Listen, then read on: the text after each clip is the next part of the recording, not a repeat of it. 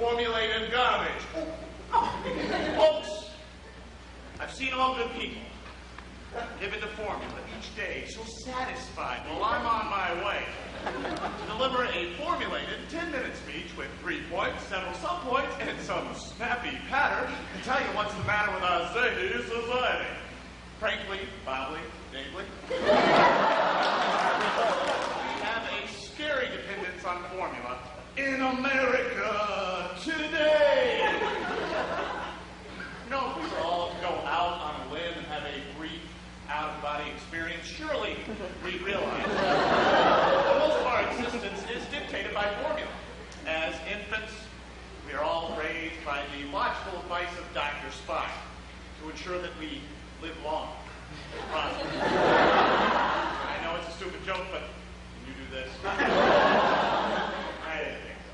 And of course, television, as we grow up, shapes and molds all of our family attitudes towards love and relationships with such classic shows as Silver Spoons, The Brady Bunch, and Different Strokes. What you talking about, Willis?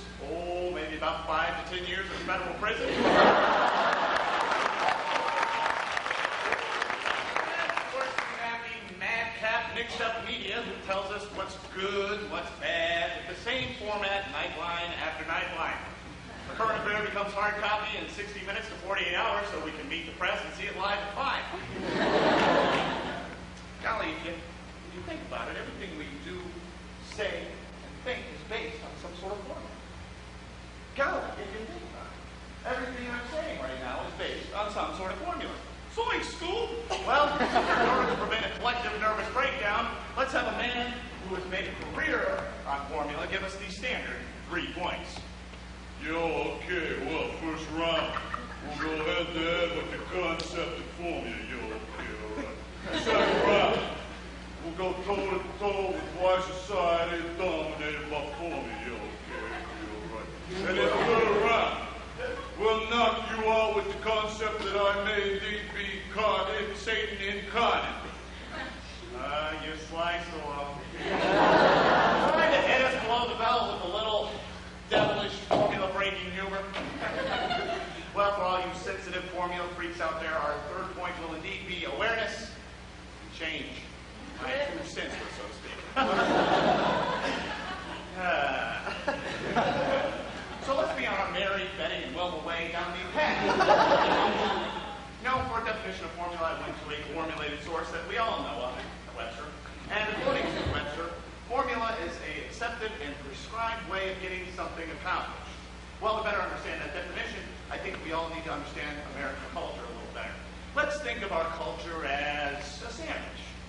The Americans' opinions represent the 2 slices of bread. Throw on the lettuce of lies, the tomatoes of truth, the bacon of diversity, and boy, George, you've got culture club.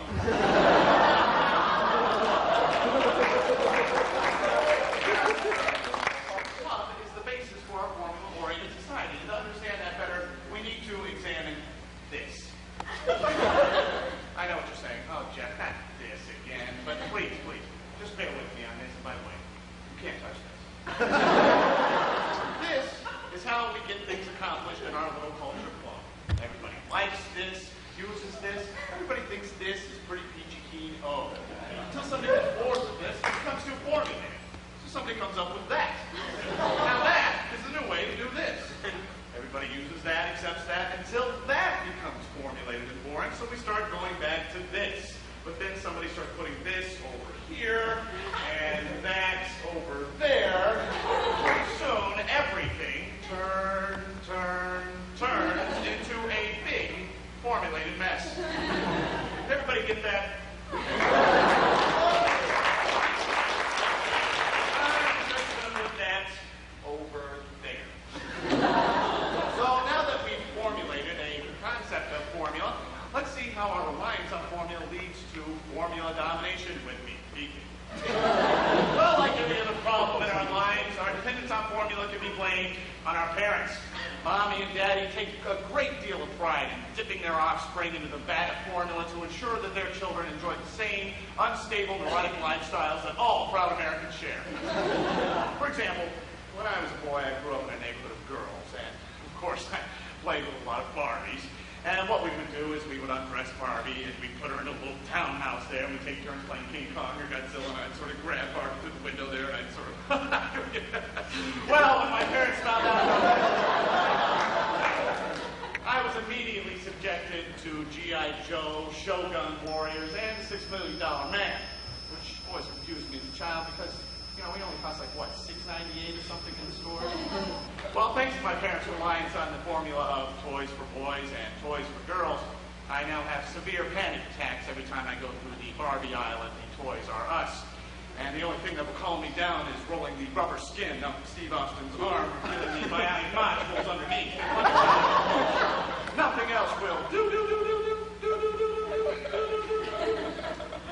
know, not only do parents rely on formulated sex roles, they rely on it to name their tots. Believe it or not, most of us, our names are based on the formulated kind.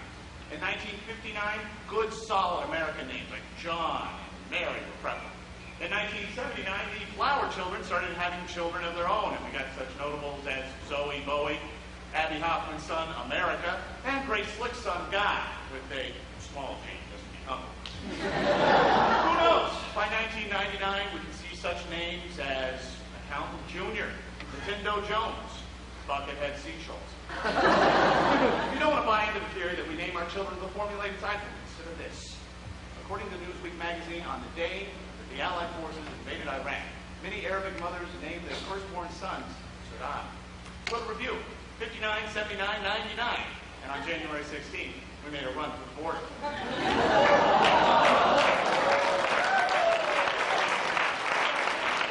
Our parents instill this belief in formula. We come to rely on it for our lives. And the result is a formula-dominated society.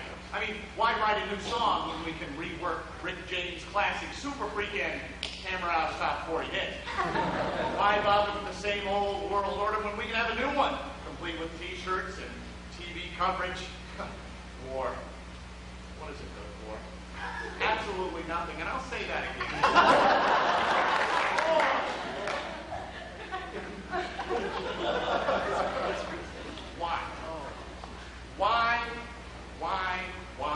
Why MCA?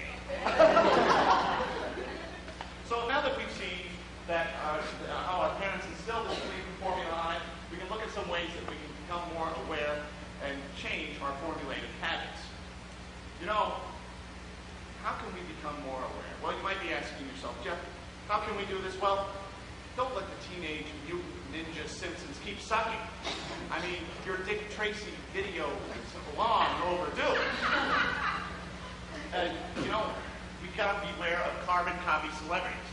For instance, first we had Marilyn Monroe, now we have Madonna. We had Jack Nicholson, now we have Christian Slater. First we had Charlie Manson, now we got Shappy Seasholtz. Hey, baby, can I borrow your copy of the White Album?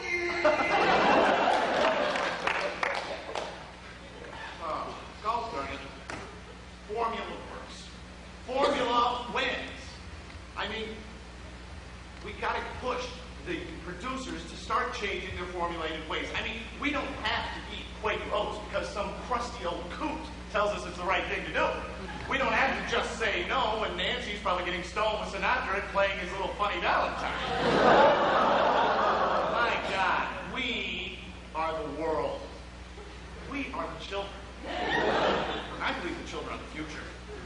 Teach them well and let them lead the non-formulated way down the path less traveled by instead of the path of least resistance. You know, I think we can all learn a lesson from Robin Williams. No, I'm not saying that playing parts that are tailor-made for us will get us Oscar nominations. I'm talking about the message in the film Dead Poets Society. We need to get a new perspective on things. We need to say, Carpe diem! La, la, la, la, la, la, live for the day! With God as my witness, I will never subject myself to formula again. Except for right now, because I need to recap my formulated 3 points.